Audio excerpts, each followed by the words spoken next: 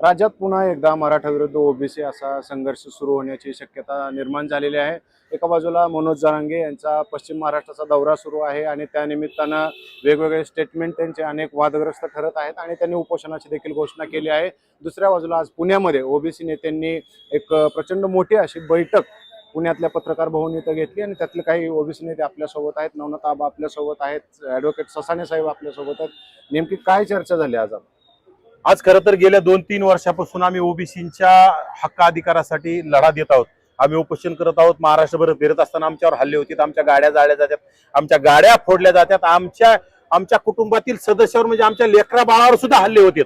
म्हणजे हे करत असताना सुद्धा आम्ही ओबीसींसाठी लढत आहोत, लढत राहू। परंतु आता काय झालंय, आम्ही सुद्धा व्यथित झालो, कारण की आज कुठेतरी राज्य सरकार ओबीसी आमचा डीएनए म्हटलं, ओबीसी आमचा डीएनए म्हटल्यामुळे ओबीसीने भरभरून मतं दिले। राज सत्तेत गेल्याच्या नंतर ओबीसींचं राजकीय हत्या ह्या राज्य सरकारने करून टाकली आणि कुठेतरी 5वी नापास माणूस पश्चिम महाराष्ट्रात फिरतोय, त्याला त्यांच्याच पक्षाचे आमदार, त्यांच्याच पक्षाचे मंत्री माणसं पाठवून ताकद देण्याचं, रसद देऊन ताकद देण्याचं काम करत जर असतील तर आम्हाला सुद्धा जाब विचारण्याचा, आम्हाला सुद्धा काहीतरी त्यांना विचारपूस करण्यासाठी मुंबईत आम्ही गेलं पाहिजे। त्यासाठी आम्ही 1 सप्टेंबरला मुंबईत जाण्याचं ठरलंय आणि विशेषतः मराठा उपसमितीचे अध्यक्ष विखे पाटील जरांगेला अंतरवाली सराटीत येऊन त्याचे पाय चाटण्याचे काम करतायत। राज्यातील अनेक आमदार, अनेक मंत्री तिथे येऊन त्याला रसद देण्याचं काम करतात, तिथं त्याचे लोटांगण घालण्याचं काम करताय। परंतु आमचे 9 मंत्री ओबीसीचे आहेत, त्याच्यातले ठीक आहे आमचे छगनरावजी भुजबळ साहेबांनी आयुष्यभर ओबीसी साठी लढा दिलाय, ओबीसींच्या हक्क अधिकारासाठी ते लढत आले, त्यांच्या वयाचा आपण विचार केला पाहिजे। परंतु बाकी मंत्री आणि विशेषतः ओबीसी उपसमितीचे अध्यक्ष चंद्रशेखर बावनकुळे हे ओबीसीच्या बाबतीत तर समजा आजपर्यंत कमी जास्त बोलले असतील, परंतु आज त्यांच्या 2-3 दिवसापासून त्यांच्या व्यंगावर इतक्या खालच्या पातळीचं जर बोलत असतील आणि ते जर आम्ही त्यांची बाजू घेतली, असं समोरच्याला जशास तसं उत्तर दिलंय, तरी पण आज बावनकुळे साहेब जर म्हणत असतील की आपल्याला रस्त्यावर उतरायचं नाही, आपल्या कार्यकर्त्यांनी बोललं नाही पाहिजे, ते घाबरताय कुणाला?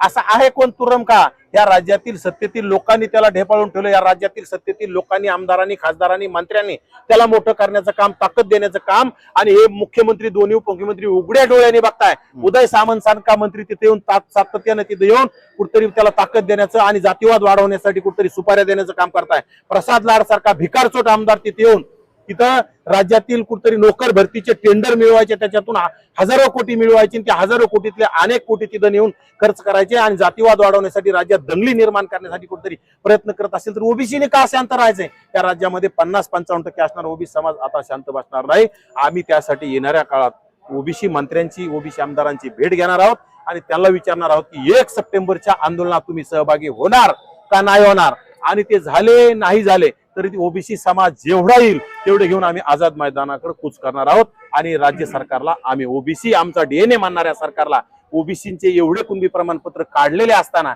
ओबीसींच्या विरोधात तुम्ही का भूमिका घेतात? बोगस नोंदी मार्फत कुणबी प्रमाणपत्र सर्रास वाटप सुरू असताना तुम्ही शांत का आहात? आणि एकच माणूस पादळ आपट करतोय आणि त्याला पाहिजे ते देण्याचं काय काम करत असाल? तुम्हाला 50%, 55% ओबीसीची गरज नाही का? हा जाब आम्ही राज्य सरकारला विचारणार आहोत। आता तुमच्या बोलण्यात बावनकुळेंचा उल्लेख आला, बावनकुळेंनी संयमाची भूमिका घेतली, त्यांनी संयमाची भूमिका घेतली, मराठा विरुद्ध ओबीसी वाद लागू नये अशी भूमिका घेतली, तुम्ही त्यांच्यावर हे बघा, राज्यामध्ये काल स्वतः बावनकुळे साहेबांनी सांगितले माझी सून मराठा आहे, माझी बायको कुणबी आहे, त्यांच्या घरात सगळे सोयरे घुसले असतील, आणि बावनकुळे साहेबांचे एकट्याच्याच नाही, अनेक मंत्र्यांच्या घरात मराठ्यांच्या मुली घुसलेल्या आहेत। म्हणजे ओबीसींच्या मंत्र्यांचे गोंडस मुलं दिसले, ओबीसींच्या मंत्र्याचे सुंदर मुलं दिसले, आणि पैसा दिसला की मराठ्यांच्या मुली ओबीसींच्या घरात घुसल्यात। आणि मग जर मराठ्यांच्या मुलीच्या ऐकून जर हे मंत्री जर ओबीसींचा वाटोळा करत असत तर त्यांनी समोर येऊन सांगावं की आम्हाला ओबीसींची घेणं देणं नाही, आम्हाला गरीब गावगाड्यातील ओबीसींची काही घेणं देणं नाही, तुम्ही तुमचं बघून घ्या, आम्ही आता मराठा झालोत, आमचे सगळे सोयरे मराठा झालेत, आमच्या सुना मराठा झाल्यात, आमच्या बायका मराठा झाल्यात, आमच्याच्याने होणार नाही, तुम्ही तुमचं बघून घ्या। आम्ही त्यासाठी मंत्र्याकडे जाऊन जाब विचारणार आहोत आणि आमचा लढा आमच्या पद्धतीने, आमच्या ओबीसीच्या जीवावर आणि ओबीसीसाठी आम्हाला लढावंच लागणार आहे। पण जसं तुम्ही इकडचं सांगता तसं तिकडच्या पण मुलींनी इकडे लग्न केलेत ना? तिकडच्या जरी केलं असेल मुलीनं, पण मुलगा गोंडस दिसला असेल ना, आणि पैशावाले पार्ट्या दिसल्या म्हणून केल्या ना। त्या मराठा मुलीनं गरीब मराठ्यांच्या मुलांची का, गरीब ओबीसीच्या मुलांची का नाही केलं? राज्यामध्ये अनेक मंत्री फक्त त्यामुळे बोलत नाहीत, त्यांच्या घरात मराठ्यांच्या मुली आल्या, त्यांचे नाते गोते मराठ्यांशी झालेत, त्यांचे सगळे सोयरे आता मराठा आले, परंतु त्या मंत्र्यांनी आता बाजूला झालं पाहिजे आणि त्यांनी सांगितलं पाहिजे आता इथून पुढे आम्ही मराठा विचाराचे झालो, आम्ही आता मराठा लावणार, आम्हाला ओबीसी माळी नको, धनगर नको, वंजारी नको, बंजारा नको, तेली नको, सुतार नको, सोनार नको, आम्हाला आता मराठा व्हायचं असं त्यांनी सांगावं आणि या गोष्टीतून बाहेर पडावं. बाबा पण रोटी बेटीचा व्यवहार व्हावा, जाती अंत व्हावा, हे तर अनेक महापुरुषांनी सांगितलं. मग त्यापासून रोटी बेटीचा व्यवहार व्हावा अनेक महापुरुषांनी सांगितलं, परंतु ती एखाद्या घरात मुलगी आली आणि ती मुलगी आली जर तुम्हाला बोटावर नाचत असेल, आमच्याच बाजूनी बोला, आमच्या आई वडिलांच्या बाजूनीच बोला. म्हणजे हे बघा, कुठल्याही आरक्षण कुणाला लागू होतं की मुलांच्या रक्ताकडून, वडिलांच्या रक्ताकडून होतं. पण आता काय झालंय, मुलीच ऐकायचं म्हणल्यावर मग काय मुलीकडलं रक्ताचं आरक्षण लावायचं. त्यामुळं ह्या मंत्र्यांनी येऊन समोर येऊन सांगितलं पाहिजे. बरं, आपल्यासोबत मंगेश सासाने पण आहेत, त्यांच्याशी आपण संवाद साधूयात. दादा, आता ज्या पद्धतीचं आंदोलन तुम्ही मुंबईमध्ये जाऊन करणार आहे, आता तुमचं ठरलंय, काय स्वरूप असणार? त्याचं स्वरूप, त्याचा रूट मॅप हे आम्ही लवकरच ठरवू 8 ते 10 दिवसामध्ये. सर्वप्रथम हे जे आनाबंदी चालली, ही जी झुंडशाही चालली, त्यांनी व्यथित होऊन आणि त्याच्या रागातनं आम्ही हा सर्व जे आम्ही ओबीसी कार्यकर्ते आहोत, आंदोलक आहोत, अभ्यासक आहोत, हे आम्ही कोणत्याही पक्ष किंवा कोणत्याही नेत्याच्या उपरोक्ष आम्ही हा निर्णय घेतलाय की बाबा आलं पाहिजे, जमलं पाहिजे. आता जर आपण याच्या विरोधात उभं नाही राहिलो तर आज जर मुख्यमंत्र्याच्या आईमाईवरनं शिवे दिल्या जातात, मुख्यमंत्र्यांना, एका वरिष्ठ मंत्र्यांना ते दिसण्यावरनं, रंगावरनं त्यांच्या आईचं दूध काढलं जातं, तरी सरकार ढिम्म बसलंय. त्या सरकारमधले ह्या जरांगेचे काही चेले चपाटे, प्रसाद लाड सारखे, काल एका डिबेटमध्ये ते कोणते अजित चव्हाण प्रवक्ते ते म्हणतात की मनोज दादांना आम्ही विनंती करणार आहे की दादा तुम्ही अशी भाषा वापरू नका. म्हणजे किती मोठं, मला म्हणजे किती मोठा दबाव आहे आणि कसली मजबुरी आहे. हेच जर मंगेश सासनेने मुख्यमंत्र्याला शिवे दिल्या, लक्ष्मण हाकेने दिल्या, तर आम्हाला आत टाकताल ना तुम्ही. एखाद्या समजा दलित समाजातल्या एखाद्याने कुणाला मुख्यमंत्र्याला इतक्या आई माईवरनं शिव्या दिल्या, तुम्ही थांबताल का? बर, कायदे कशासाठी बांधलेत? बियाणे 356 काय डिफॅमेशन, त्याच्यानंतर अशा अनेक काही, एक तर कायदा आहे बॉडी शेमिंगचा, अजामीन पात्र नॉन अवेलेबल गुन्हा आहे आणि हा गुन्ह्यामध्ये फिट बसतोय हा मनोज जरांगे. मग तो कायद्याच्या कक्षेत नाही का? त्याला डिप्लोमॅटिक इम्युनिटी दिली तुम्ही? हा आमचा सवाल आहे. त्याच्यामुळं जर मुख्यमंत्रीच वाचत नसतील, मंत्रीच वाचत नसतील, मी सरकारचा बाप आहे, सरकारच्या काय काय काय काय बोलला मी दाखवतो, मी जीव घेतो, तर उद्या जरांगे, आता जरांगे झालाय ते नाही का आपण म्हणतो, शिवाजी म्हणतो पळा पळा पळा, हे जुना खेळ होता. मग जरांगे म्हणला पळा पळा पळा, मुख्यमंत्र्याला शिव्या द्या. उद्या जरांगे म्हणाल या सगळ्या ओबीसी कार्यकर्त्यांना हाना हाना हाना, मारा ठोका, अहो आमच्या घरात घुसतील ना ते. मग त्यामुळं आम्ही ही आता एकजूट केली, आम्ही हा एकीचा आता ही मूठ घट्ट बांधतोय. आम्ही आमच्या पहिल्यांदा नेत्यांकडे जाऊ, आमच्या ज्या विखुरलेल्या जात समूह त्यांचे जे जातीचे ज्या संघटना आहेत त्यांच्याकडे जाऊ आणि कुठंतरी आता ही लढाई फक्त त्या ओबीसी दाखल्यांची नाही राहिली, ही या महाराष्ट्रामध्ये लोकशाही आहे का नाही, या लोकशाहीमध्ये या संविधानाने दिलेल्या अधिकार आर्टिकल 20 अंतर्गत या उपेक्षित अनुसूचित जाती जमाती ओबीसींना जगण्याचे अधिकार आहेत का नाही, याचा जाब विचारायला आम्ही मुंबईला जातोय. बरं, आता पण ज्या पद्धतीची भाषा दोन्ही बाजूने चालू आहे, म्हणजे तुम्ही बघता इकडचे काही लोक अतिशय आक्रमकपणे बोलतायत, तिकडनं कशा पद्धतीचं बोलणं चालतं आता टीव्हीवर तर बघताय, परंतु आता भाषा इतक्या खालच्या लेवलची, आता जाहीर स्टेजवरनं शिव्या दिल्या जातात आणि एवढी काय मजबुरी आहे किंवा नाही, मी तेच वाटत म्हणतोय, नाही का समाज खूप दूर चाललाय, सामाजिक कार्यकर्त्यांचा बोलण्याचा दर्जा घसरता कामा नये. परंतु 2 वर्षापासून सातत्याने म्हणजे कधीतरी स्लिप ऑफ टंग म्हणतो, कधीतरी त्या भाषणाच्या ओघात म्हणतो, कधीतरी जास्त गर्दी आणि दादा खालनं टाळ्या शिट्ट्या आल्या, तर होतं तसं अनेक ह्याच्यात झालेलं आहे, पण कंटिन्यू ते चालू आहे. पण अनेकांचं म्हणणं त्या भागात तशी भाषा बोलतात, त्या भागात, मग त्या भागात म्हणजे मी तेच म्हणतोय, त्या अमेरिकेमध्ये ना आम्ही भारतात आहे का?